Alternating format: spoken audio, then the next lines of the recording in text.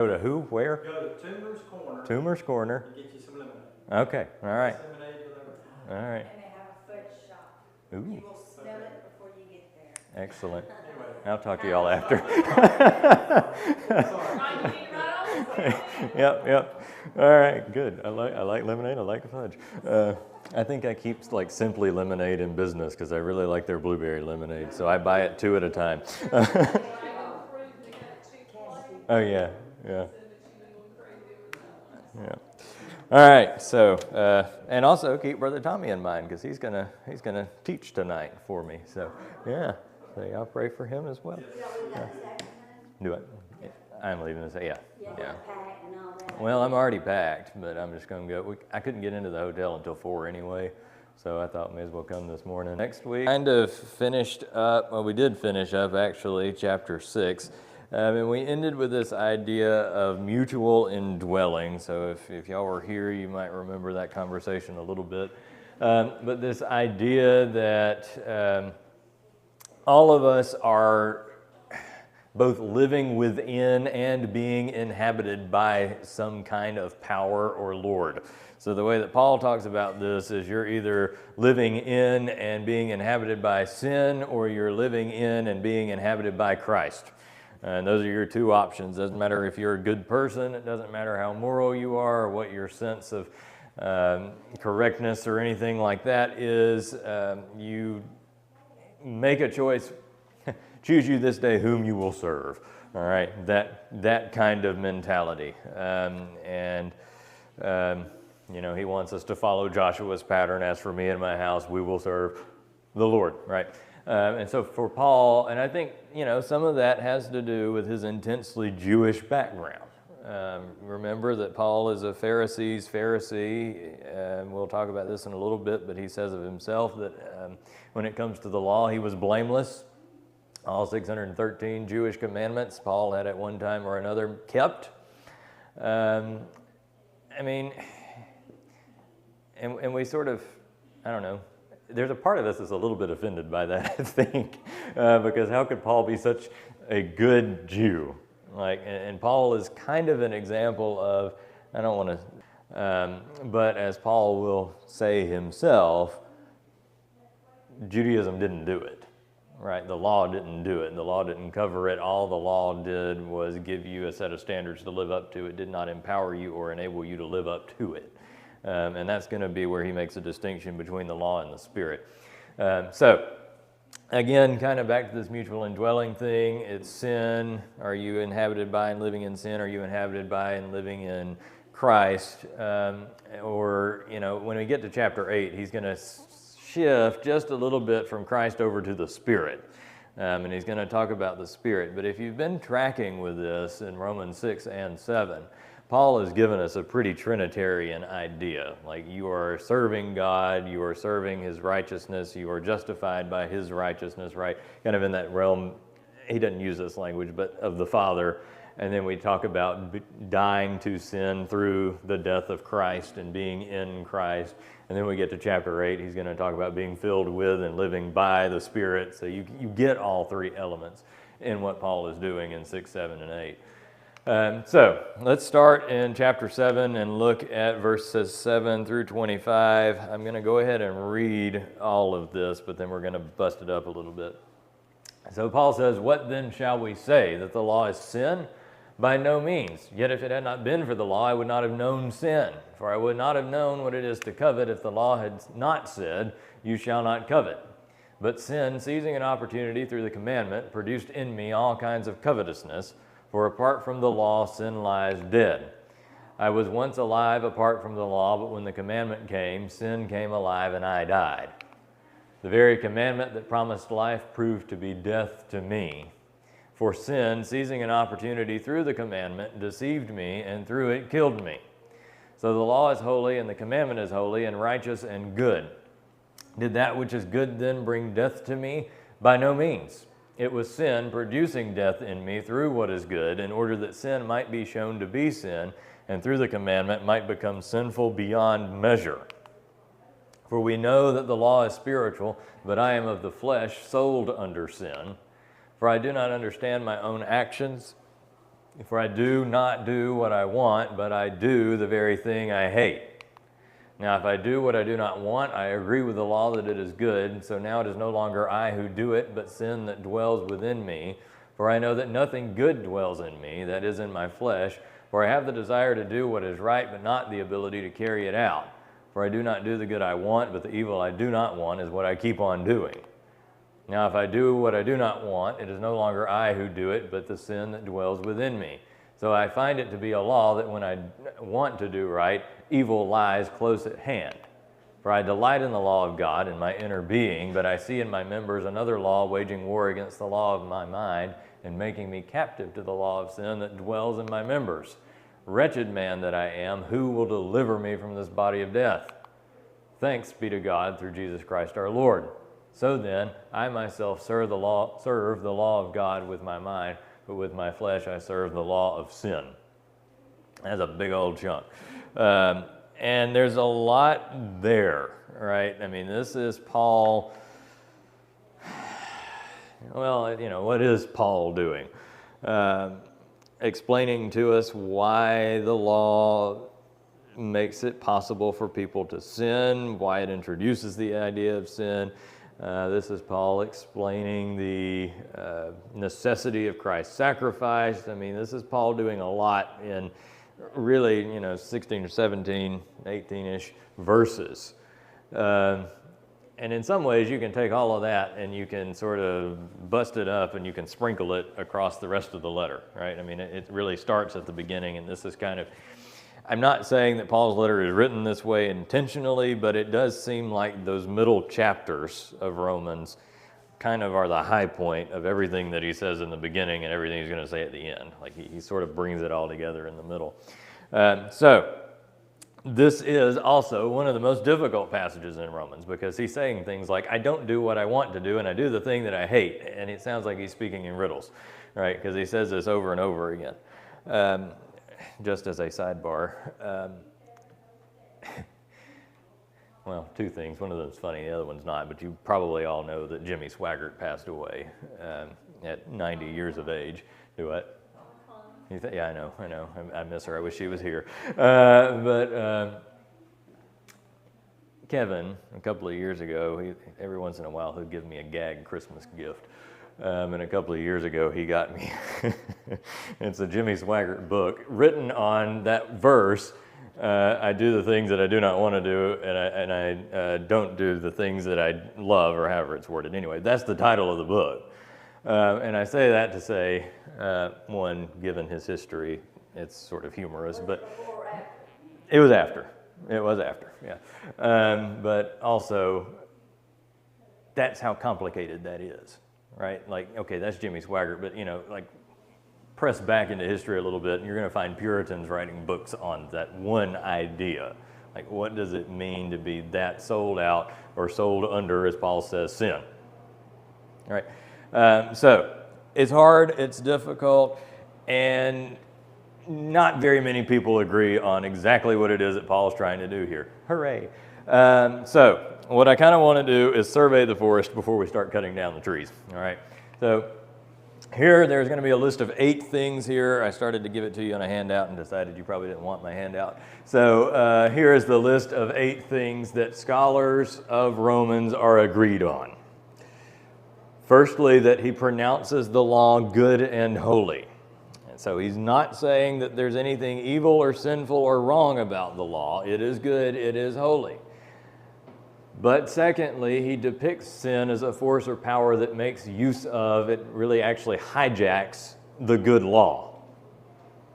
So you've got a law that is good and holy, and you've got sin that is diametrically opposed to the law.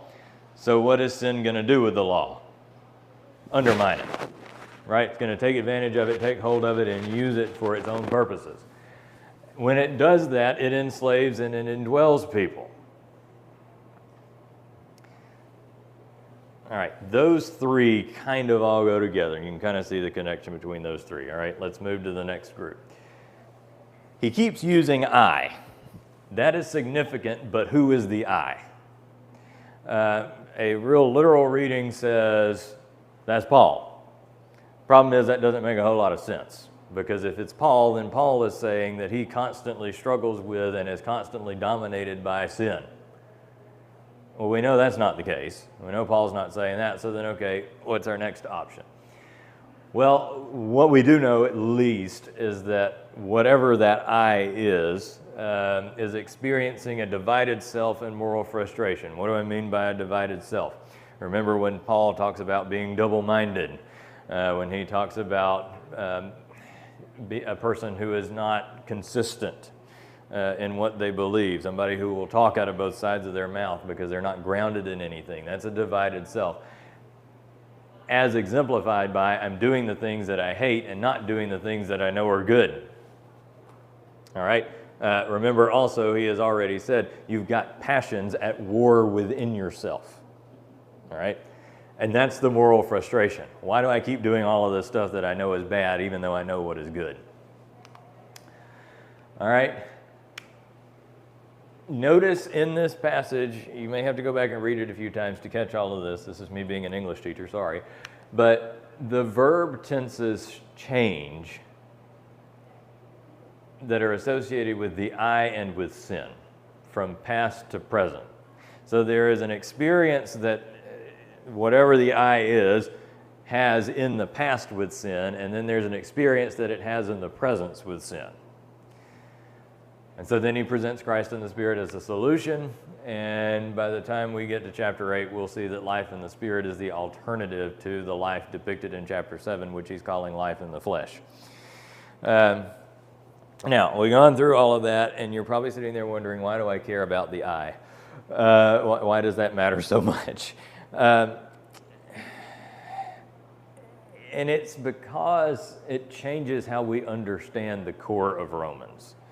One of the things that Paul is big on, and we've seen it already, is upholding the absolute power of God. All right? But if we're going to say that through that passage, through verses 7 to 25, that the I is talking about Paul, then we're not upholding the absolute power of God anymore, because what he's instead doing is focusing on the undefeatable power of sin. All right? So it matters a whole lot how we understand what that I is.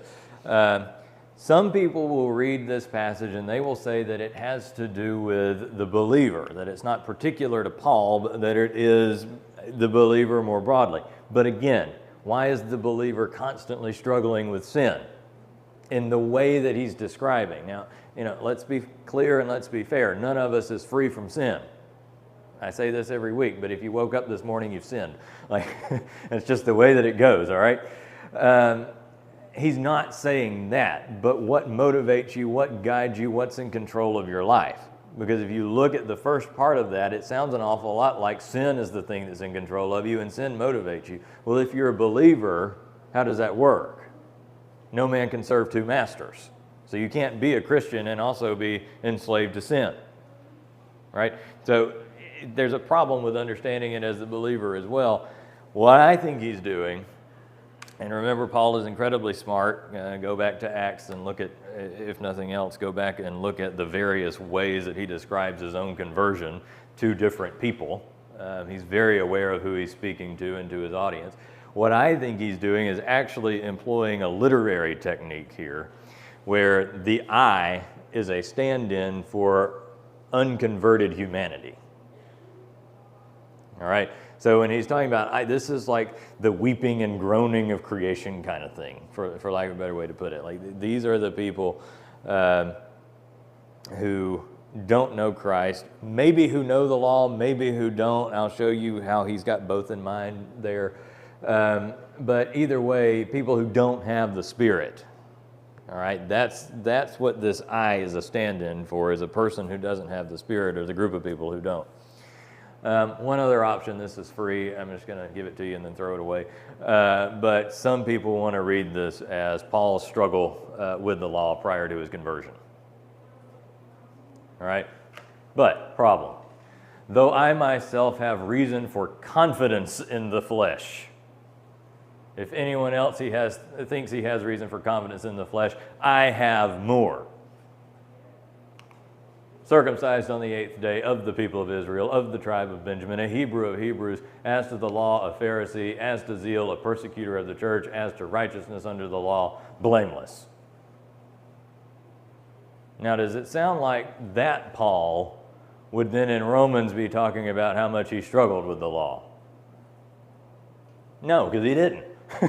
I mean, look at that last phrase, as to righteousness, blameless, a Hebrew of Hebrews. Like, this is, in my mind, horrible though it may be, in my mind when I read that passage, I automatically read it in the voice of Trump. Like, he is proud about this. He is bragging about it. Like, he is the biggest and the greatest, okay? The best Jew that ever lived. Nobody's more Jewish than Paul. Like, that's the way that we should read that. So that Paul's not going to come over here and then say, woe is me, I had such a hard time with the law. He's not going to do that. All right, so that's why I said I'm mentioning it and throwing it away. Doesn't work. So whoever this I is, and I take it to be the unconverted, collective kind of unconverted group, they are sold into slavery under sin and therefore indwelled by it. So this has got to be someone who is under the power of sin.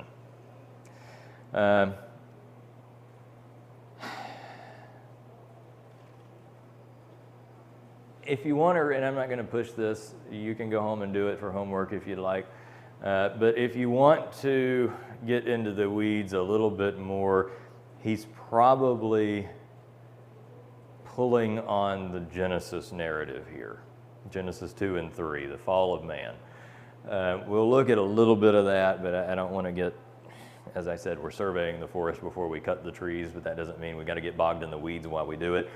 That's kind of a weedy thing, okay?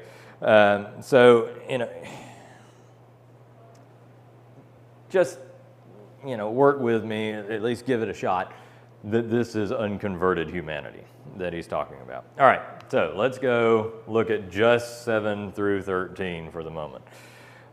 You'll notice that he repeats that rhetorical question there in verse 7 that he has done pretty much every few pages at this point, right? Here's the question, here's the answer. What shall we say, that the law is sin? By no means. This is his have you fallen off your rocker moment. ESV likes to sanitize that. By no means. No, he's like, are you crazy? Something like that. Because the law reveals sin. If it had not been for the law, I would not have known sin. Now, there's a double meaning there. Think about knowing in the Bible. I would not have known it, but also I would not have participated in it. Right? Because how can you, again, go with me, this is Paul being, coming in on legalistic Judaism. How can it be sin if you never knew it was wrong? Now, go back to Romans 1. That's a little bit hard to pull off because he says in Romans 1, everybody is accountable to a creator because you can walk outside and you can see it. You can see that there is a creator God. And I'll push that a little bit more. If there is a creator God, then we are all created with a certain sense of how we are to relate to one another. Now that doesn't mean we do it, but that means we know we should. Otherwise, all right, how would there have ever been communities before Judaism? At some point along the way, people figured out we've got to love each other. These are my people. We got to protect each other. We got to take care of each other. We got to treat each other right. So there is a sense in which people already have an idea of what is good and what is moral. C.S. Lewis likes to say that all mythologies are a shadow of the true myth, which is Christianity, because they all have a moral element to them. And that morality, in most cases, matches up in some spot or another with Christianity. The issue really isn't on the social code. The issue is on who do you worship. That's where Lewis is going to kind of come down on that. But the law gives the parameters for behavior, particularly related to God, because now that we've identified Yahweh and now that we know who he is, we got to know how to worship him correctly. And so he gives the law as the guideline for how we are supposed to relate to God. And part of the way we relate to God also includes how we relate to other people. All right? What you have done unto the least of these, you have done unto me. So you want to go talk badly about somebody, fine, but you may as well be bad-mouthing Jesus. You may as well be bad-mouthing God. I mean, that's the equation. So the law gives you those parameters, so then you are participating in sin, because now you know it's wrong. Now you know you're not supposed to do it. Now you know that it is corrupting your relationship with Yahweh, and yet you do it anyway. All right? So there's two meanings going on there. I knew it intellectually, and I knew it in practice. For I would not have known what it is to covet if the law had not said, you shall not covet. Now, it's an interesting one that he chooses, the corrupt desire for other people's things, or for the blessings that God has given to somebody else, right? And it's not just like, I mean, I'm going to get on a rabbit for just a minute, but coveting is not just like, gee, I really like Brother Tommy's tie. I think I'll go get one. Like, coveting is, I really like his tie. I don't know why he has that tie. I deserve it, or I want it more than he does. Therefore, I should have it. And it's that tie. Or it is abusing the blessings God has given you in order to force yourself to be blessed. You're not really being, but force yourself to be blessed like somebody else. Now, why does he choose coveting? Because what are the Jews doing? What have they done historically? Tried to have their cake and eat it too. We want a king like everybody else. God says, no, you don't. It's a bad idea. Economically, it's a bad idea. Morally, it's a bad idea. It's going to be a bad idea for like all of your families. Not to mention you got horses and chariots and the lifestyle to keep up with. Like, it's not gonna, we want a king. All right, fine, have one. But notice the parameters the people gave themselves. We want a king like everybody else. Now, God wanted them to have a king. What kind of king did he want them to have? A king that was not like everybody else. All right, so he's pointing the finger at Jews here just a little bit. You want to be like everybody else, but you also want to keep the law. Go back to chapter 3. What did he say in chapter 3? You think because you have the law, you've got it made. But possession of the law is not enough. You actually have to practice it. All right, that's where he started in chapter 3. Now we're coming sort of full circle back to this in chapter 7. What he's also doing, here comes the Genesis stuff. He's blending the Genesis story with the giving of the law in Exodus 20. All right, so there's the giving of the law. You shall not covet. That's the 10th commandment, right?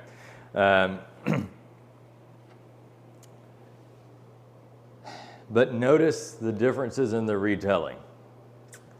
Sin, seizing an opportunity through the commandment, produced in me all kinds of covetousness, for apart from the law, sin dies dead. Let's keep going.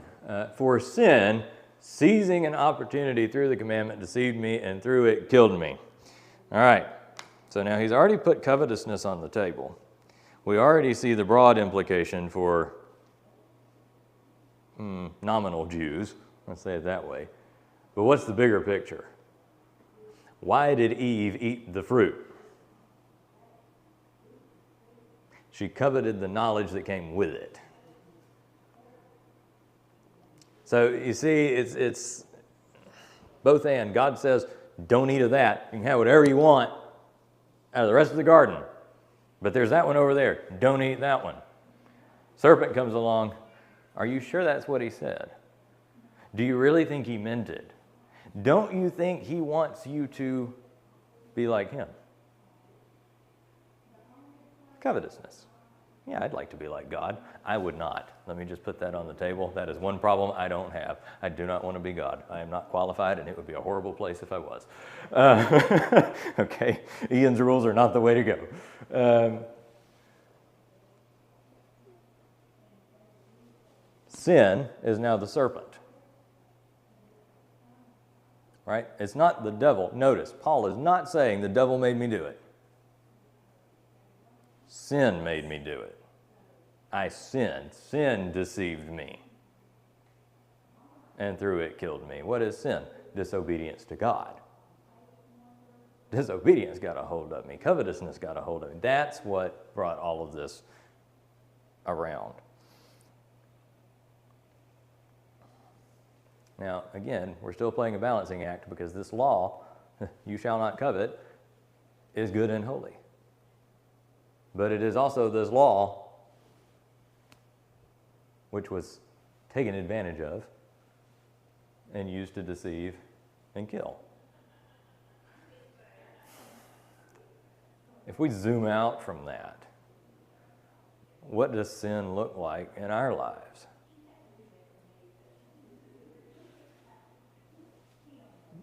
We come up with an infinite number of ways to justify doing whatever it is that we want to do, even though God says we shouldn't.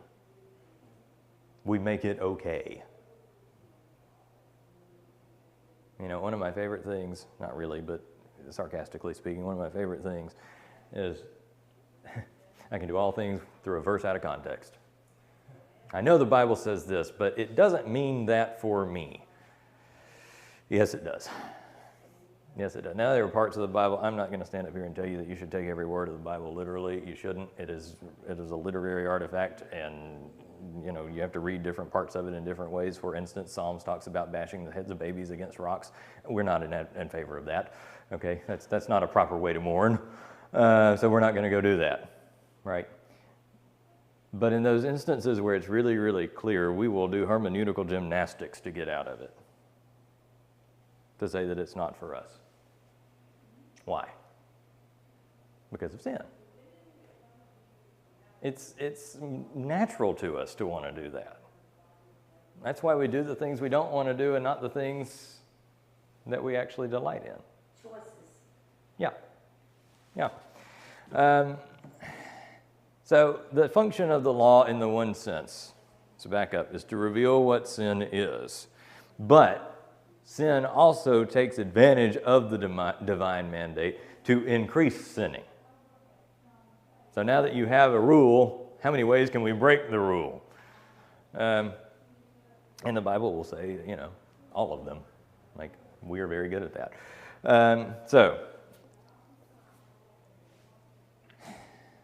I mean, you know, let's think about children. You tell them not to, and this is just between children, right? Hey, I've got a secret. You want to know a secret? Yeah, sure. Will you tell anybody? No, I'm not going to tell anybody. What's the first thing they do? Go tell somebody. We won't talk about church women. No, I'm kidding. I'm just kidding. I'm fired now. The deacons' meetings are just as bad. No, I'm kidding. Okay, I'm going to stop now. But notice what he's also doing. He's cutting humanity just a touch of slack. Not much. Not your problem. Not your problem. God is the testament of the Bible, the testimony of the Bible. Your body, your humanity is not the problem. Sin is the problem. And that's where Paul is coming down. Sin, you know, you could get away with saying that at least in this moment, Paul is saying, sin made me do it. But he's not excusing us from that because we have a choice. We can choose to sin. We can choose not to sin. Sinning is just easier. Sinning is more natural to us. And again, when you tell somebody what they can't do, what does that get them fired up to do? That, whatever that thing is. So for Paul, the law generates new opportunities for us to exercise our creative abilities to manufacture new forms of evil. I mean, that's really what Paul is saying. We are really, really good at it. John Calvin, I think I've used this quote before, but John Calvin says that the heart, the human heart, is a perpetual idol factory. Like, we look for other things to worship, we look for ways to break the law, we look for ways to disobey God, and we may or may not even be conscious that we're doing it. But that's no excuse. So if sin invites us to actually generate new kinds of disobedience, then what else does it do? It enables us to carry them out. So there is living within sin and being indwelled by it. It lives in us and it enables us to carry it out by deceiving us into thinking that it is good for me or good for other people. This would make me happy. That's probably the easiest one, especially in our culture now. Right? Live your best life. Live your truth. Whatever. It's going to make you happy. No. At the end of the day, it doesn't really matter. I mean, this is sort of tongue-in-cheek, but it doesn't really matter whether you're happy or not. It matters whether God's happy or not. Okay?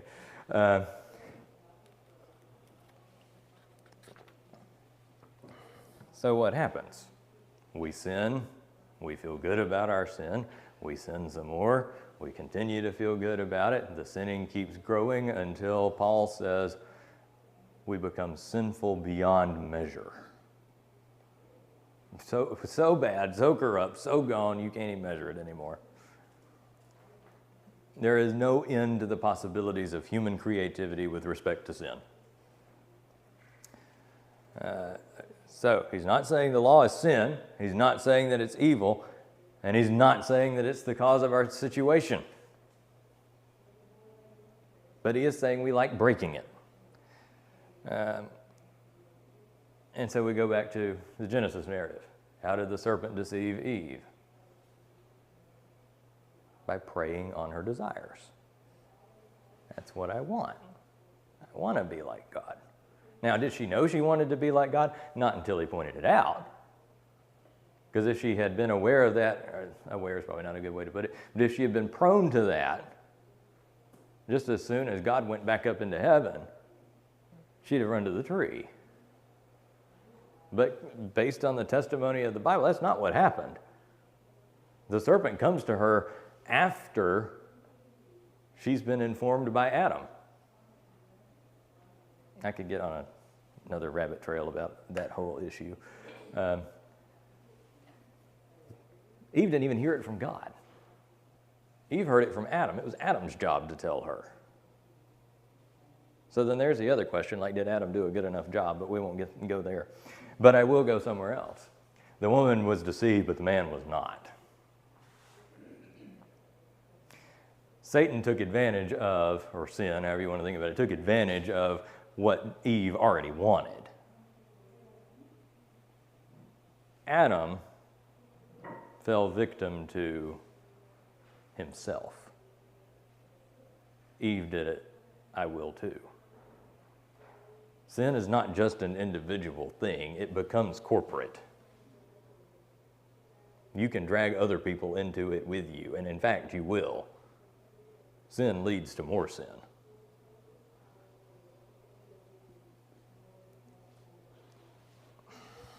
All right, so it reveals sin to us, and it indicates to us that what we need is life. Why? Because the wages of sin is death. Okay? All right, let's go quickly. I don't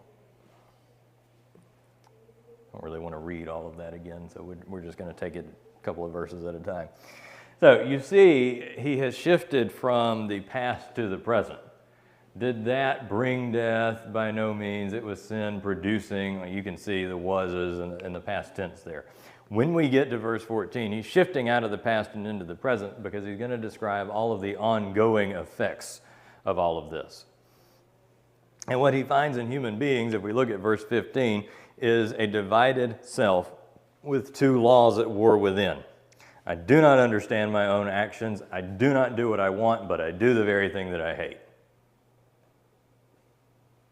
But you've got sin and you've got morality fighting each other, right? Because until there is belief and until there is indwelling of the Spirit, you can know all day long, and you can even be a good person all the day long, but all that makes you is moral. It doesn't make you a believer. It doesn't make you Spirit-filled. It just makes you a moral person. I've said this before too, but Ms. Joyce once asked me, did I think atheists could be good people? Absolutely. I don't have the ability to carry it out. I have the desire to do what is right, but I in myself can't do it. The law cannot empower your obedience. It can tell you what's required, but it doesn't give you the jet fuel to get it done.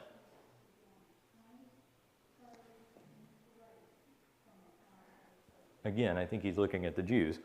You've got the law and you love the law, but you don't have the moral fortitude to uphold the law.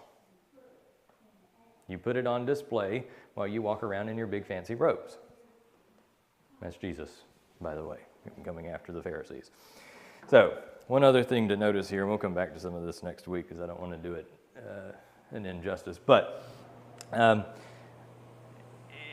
if you look 14 through 17, let's look there at verse 14. We know that the law is spiritual. All right, by the time we get to verse 18, he's not mentioning the law anymore. I told you this is a Jew and a Gentile equal opportunity argument. He gives you the same argument twice. 14 through 17 is the argument, and then 18 through 20 is also the argument. But 14 through 17 is for Jews because it's got the law in it. 18 through 20 is for Gentiles. I know that nothing good dwells in me, for I have the desire to do what is right, but not the ability to carry it out. I do not do the good I want. So see, now we're talking about in terms of morality. I know what the moral thing to do is, but I'm choosing not to do it. Versus, I am of the flesh, sold under sin, even though we know the law is spiritual, for I do not do what I want. So he's not talking about good, he's just talking about doing what he wants. So you can see, like, there is a repetition here of the same idea, but one has the law in view and one has morality in view. And so then we'll get to the end and we'll talk about what's going on there.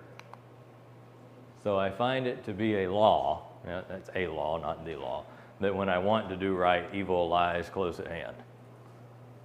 There's Genesis again, Genesis 4:7. What does the Lord say to Cain? Sin is lurking at the door. Its desire is for you, but you must master it. And of course, what do we know about Cain? Cain, at least on some level, was jealous of Abel's ability to bring an offering that was pleasing to God. There's that covet word again. And so what does he do? Kills Abel. What does God say to Cain? Sorry, it's not up there, it's over here. All the time. In every moment, in every situation, you have to choose, you have to master the right thing versus the wrong thing. But what Paul is going to say, go back to chapter 3 and then some of this, none are righteous, no, not one. We can't master sin on our own. Because Cain is the embodiment of what we do when we react with our own best interests. We get angry, we kill, we go to violence. Sounds a lot like what we were talking about with James last week. Right? I mean, it's really interesting how these two are going together. And so then in verse 24 and 25, and I'll shut up. Wretched man that I am, who will deliver me from this body of death? Here's the outburst. Thanks be to God through Jesus Christ our Lord. That's the spiritual relief. That's the gratitude. That's how you get out. That's the realization. So then, I myself serve the law of God with my mind, but with my flesh I serve the law of sin.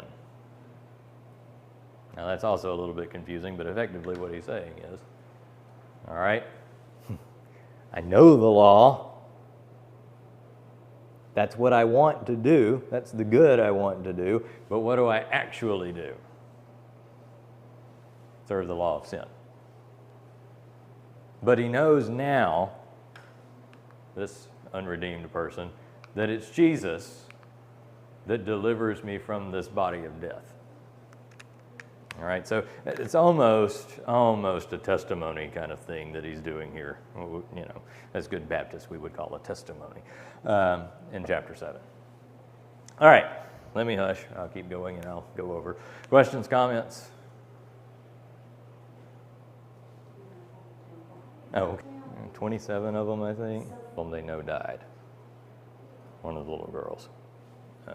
So Yeah, they So think does that mean they could cover one? I think so. Yeah. there So was somebody up in a tree that showed that. yeah, yeah, Thank goodness they hung on to the tree. yeah. But there was a lot of little girls that died. Mhm, Yeah. mhm. They said that the water rose from 3 feet to what, 34 feet in 90 minutes. Oh my I God. watched something where it showed like the water coming up, Uh-huh. and it was just like how That's just like a crazy, like catastrophic, something that nobody could have predicted, I guess. crazy. Texas has a hard time with rain these days. I mean, it's I wasn't. can remember going to a church camp when I was young, and it was, close to a creek. Mhm. Cabins close to a creek. I don't remember how far we were from it, but Yeah, We thought it was gonna rain, yeah, but not like that. not like that. River. Is Yeah. it a river? I mean, would you call it a river? No. Yeah, it's a lake now, but yeah, I don't know. yeah. All right. Well. can I see that very first slide you had? Mhm.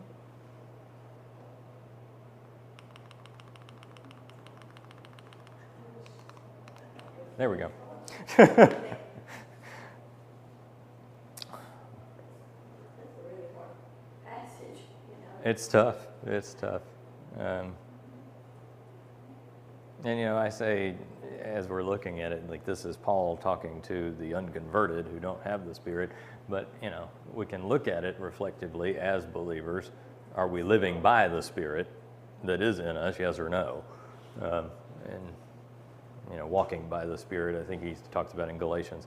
So a lot of this stuff for Paul repeats itself in different versions.